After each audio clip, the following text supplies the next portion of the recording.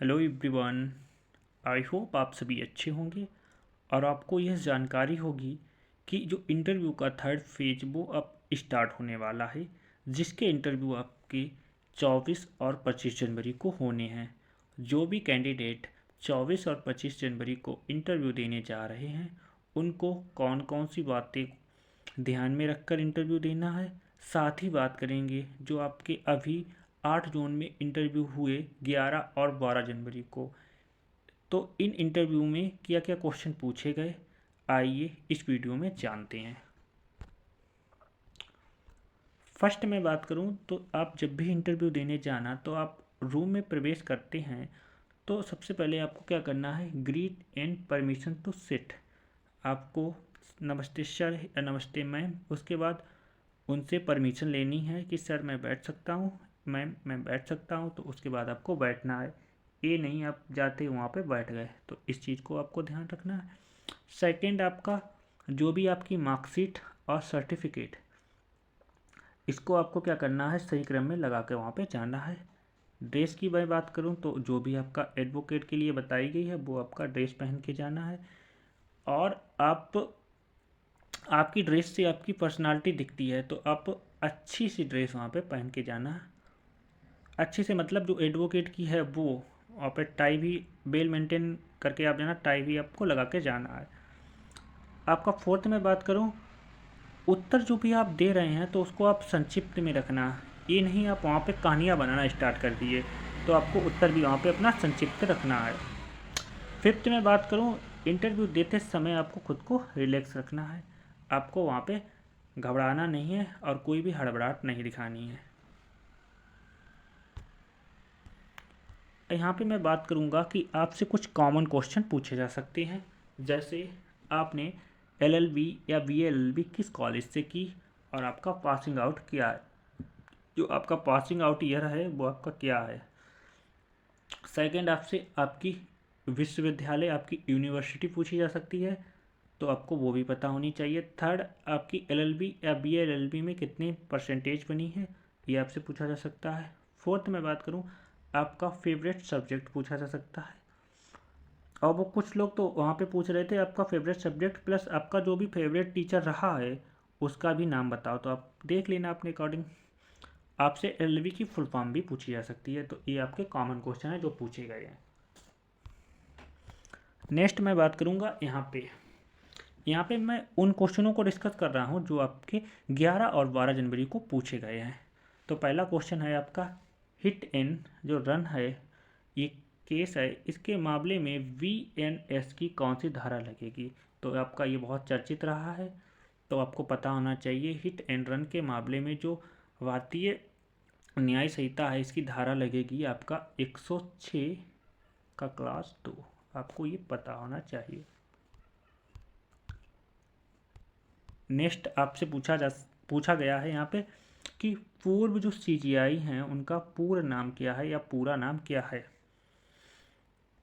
तो आपके जो इससे पहले जो सीजीआई हैं उनका पूरा नाम आपका है वो आपका है माननीय धनंजय यशवंत चंद्रचूड़। तो आपको इस प्रकार वहाँ पे जवाब देना है, पूरा नाम उनका बताना है। ये नहीं आप जवाब दो डी वाई चंद्रचूड़, ये आपको वहाँ पे जवाब नहीं देना है। जब पूरा नाम पूछा गया है तो आपको वहाँ पे पूरा नाम बताना है। नेक्स्ट, जो आपका भारतीय न्याय संहिता है इसमें कुछ आपके नए सेक्शन ऐड किए गए हैं, तो आपको उनके कुछ नाम बताने हैं, कौन कौन से सेक्शन कुछ आपके नए ऐड किए गए हैं। तो जैसे आपका मैंने उस वीडियो में बताया भी था आपका, जैसे आपका 113 है, ये आपका बात करता है आतंकवादी कृत्य की। वहीं बात करें आपका 304, ये आपका स्नैचिंग झपटमारी की बात करता है। तो ऐसे ही आप वहाँ पे तैयार कर लेना। एक आपका 300 103 का क्लास 2, ठीक है। इसके बाद आपका 69, ऐसे आप देख लेना। और भी आपका दिए गए जैसे आपका 112 हो गया, इस छोटे संगठित अपराध की बात करता है। इस प्रकार आपके जो सेक्शन ऐड किए गए हैं न्यू, तो वो आप देख लेना। वहाँ से वो आपसे पूछेंगे 2 सेक्शन बता दो, तो 2 तो अब मैंने यहीं बता दिए हैं, आप एक्स्ट्रा में और तैयार करके जाना, ज़्यादा बेहतर रहेगा। ये आपका अच्छा क्वेश्चन पूछा गया था कि ऐसे प्रधानमंत्री जो वकील थे। तो आपको पता होना चाहिए जो अटल बिहारी वाजपेयी थे आपके, श्री अटल बिहारी वाजपेयी, ये आपके एडवोकेट भी थे।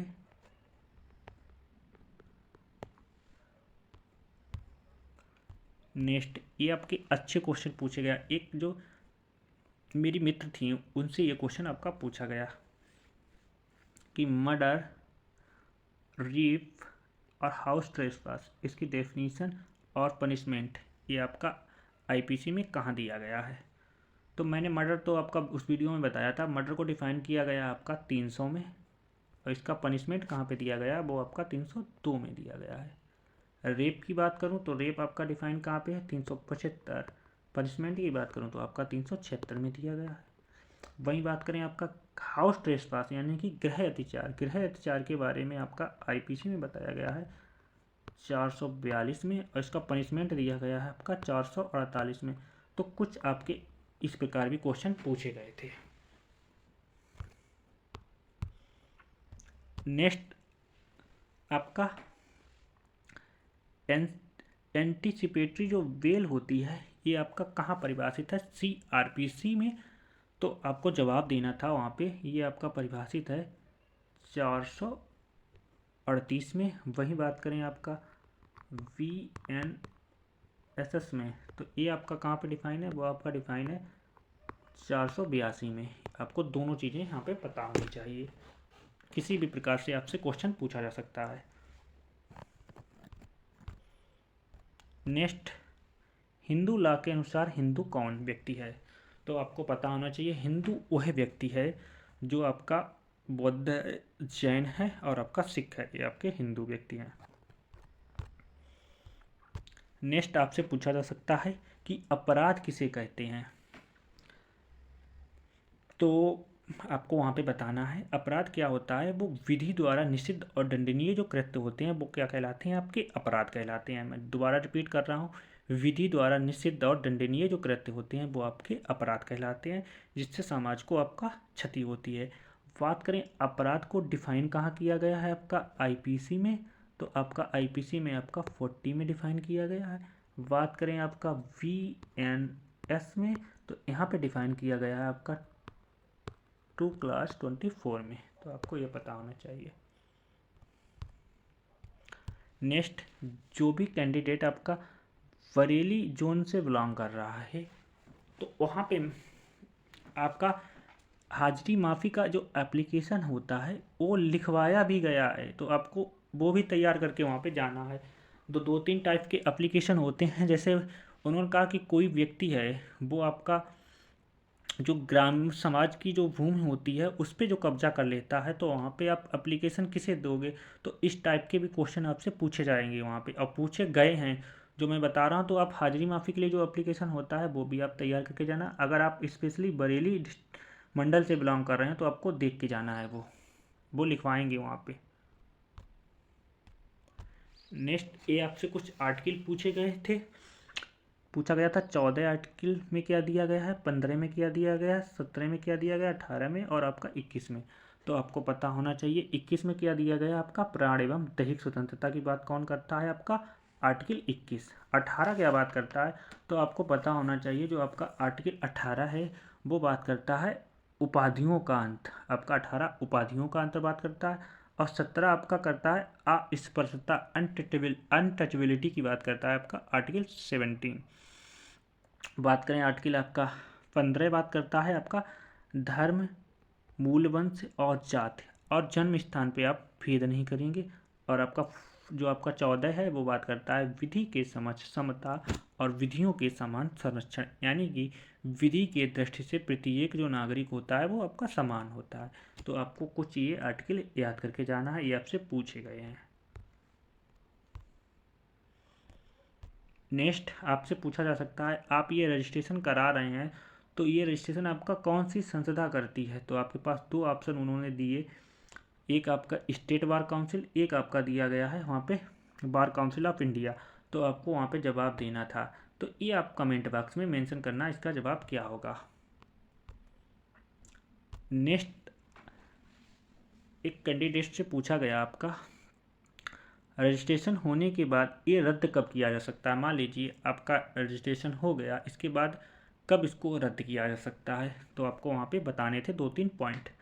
तो फर्स्ट पॉइंट ये निकल के आया कि अगर क्या करते हैं, वहाँ पे कंडीशन दी गई हैं, अगर अधिवक्ता है वो लगातार 2 साल में, ठीक है, वो अपने 5 केस दाखिल नहीं करता है तो उसका रजिस्ट्रेशन आपका रद्द किया जा सकता है। सेकंड, अगर EIB की परीक्षा उसने 2 साल में उत्तीर्ण नहीं कर पाई तो उसका रजिस्ट्रेशन रद्द किया जा सकता है। थर्ड क्या है कि उसका जो भी आपका कोई आपराधिक रिकॉर्ड आया गया या उसने अधिवक्ता के रूप में कोई दुर्व्यवहार या अनुचित आचरण का दोषी पाया जाता है तो उसका रजिस्ट्रेशन आपका रद्द किया जा सकता है। तो यही आपकी कुछ कंडीशन है, आपको पता होनी चाहिए। नेक्स्ट, ये जैसे आपको पता होना चाहिए, जैसे आपके जो सब्जेक्ट होते हैं तो वहाँ पे जैसे प्रोफेशनल एथिक्स टाइप के सब्जेक्ट हैं, ठीक है, ऐसे ही आपका मूड कोड इंटर्नशिप वगैरह होती है, तो आप उनका अर्थ जरूर याद करके जाना, ये आपसे पूछा जा सकता है। नेक्स्ट आपसे पूछा जा सकता है संज्ञेय और असंज्ञेय जो अपराध होते हैं इनमें क्या अंतर है। तो मैंने आपका जो पहला वीडियो डाला था वहाँ पे मैंने बताया था FIR और NCR के बारे में। यहाँ पे मैं बात करूँगा संज्ञेय और असंज्ञेय अपराध के बारे में। और मैं बता दूँ FIR और NCR एक छात्र से पूछा भी गया है, तो आप हल्के में मत लेना यहाँ पे कि संज्ञेय असंज्ञेय आपसे नहीं पूछा जा सकता है, क्योंकि क्वेश्चन वो अच्छे पूछ रहे थे, जो मेरे दोस्त बता रहे थे क्वेश्चन अच्छे टाइप से पूछे गए हैं। तो आपको पता होना चाहिए जो संज्ञेय अपराध होता है इसके बारे में आपका VNSS में कहाँ पे दिया गया है, तो आपको पता होना चाहिए 2G है, वो आपके संज्ञेय अपराध के बारे में बात करती है।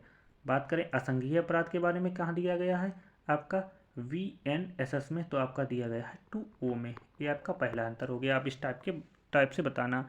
और आपको पता होना चाहिए संज्ञेय शब्द से स्पष्ट है कि ये क्या होता है, एक गंभीर प्रकृति का होता है मामला, एक गंभीर प्रकृति का मामला हो गया। और ये होता है आपका सामान्य प्रकृति का मामला ही, ऐसे आप याद कर लो। और आपको पता होगा कि जो संज्ञेय अपराध होता है इसमें आपका पुलिस होती है वो आपके बिना वारंट के गिरफ्तार कर सकती है, वहीं असंज्ञेय अपराध में आपको बिना वारंट के गिरफ्तार नहीं कर सकती है। ये आपके 3 हो गए। चौथा आप ऐसे याद रखना कि जो संज्ञेय अपराध होते हैं इसमें क्या होता है, वो जो आपका अन्वेषण करता है, ठीक है, वो मजिस्ट्रेट के आदेश के बिना वहाँ पे अन्वेषण कार्य आपका कर सकता है। आपका फोर्थ आप अन्वेषण से याद रखना, यहाँ बिना मजिस्ट्रेट के मतलब परमिशन के वो अन्वेषण स्टार्ट नहीं कर सकता है, ये आपका फोर्थ हो गया। फिफ्थ आप ऐसे याद रखना कि जो संज्ञेय अपराध होते हैं इसमें आपकी जो भी मतलब आप सूचना देते हैं पुलिस के भार साधक अधिकारी को, वो देते हैं आपका 173 में, ये मैं बात कर रहा हूँ VNSS में। वहीं बात करें यहाँ पे आप सूचना कहाँ पे देते हैं, वो आपका 174 में। ये आपके कुछ बेसिक डिफरेंट है संज्ञेय अपराध और असंज्ञेय अपराध में, ये आप याद रखना।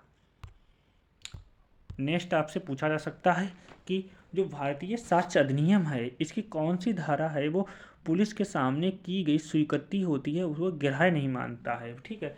तो आपको पता होना चाहिए जो एविडेंस एक्ट है उसकी जो धारा आपकी 25 है वो ये बात करती है कि पुलिस के सामने आपका जो किया गया बयान होता है वो आपका ग्राह्य नहीं होता है। वही बात करें आपका 26 ये बात करता है अगर क्या किया आपने, मजिस्ट्रेट होता है उसके समक्ष आपने कोई भी स्वीकृति दी है तो वो आपका ग्राह्य हो जाती है। यही आपका अंतर हो जाता है 25 और धारा 26 में। ये एक विद्यार्थी से पूछा गया इंटरव्यू में। नेक्स्ट, ये डायरेक्ट क्वेश्चन पूछा गया था कि जो एविडेंस एक्ट है उसकी जो आपकी धारा 23 और 45 है वो क्या कहती है, तो आपको सिंपल सी जवाब वहाँ पे देना था। 23 ये बात करती है आपकी कि जो स्वीकृति होती है वो सिविल मामले में कब सुसंगत होती है। 23 आपकी बात करता है सिविल मैटर में कब स्वीकृति होती है वो सुसंगत होती है। वहीं आपकी बात करता है 45 आपकी जो बात करता है वो आपका बात करता है एक्सपर्ट ओपिनियन की, आपको ये पता होना चाहिए, यानी कि आपका जो विशेषज्ञों की जो राय होती है वो कब सुसंगत होगी, तो वो आपका बात करता है 45 में। ये कुछ क्वेश्चन थे जो आपसे पूछे गए थे बोर्ड द्वारा।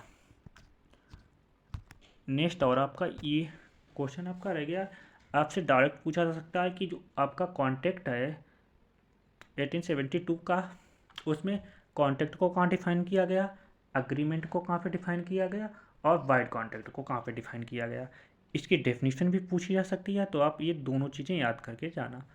जैसे कॉन्ट्रैक्ट वो डिफाइन है वो आपका 2H में, अग्रीमेंट आपका डिफाइन है वो आपका 2E में, और आपका 2J में आपका डिफाइन है वाइड कॉन्ट्रैक्ट।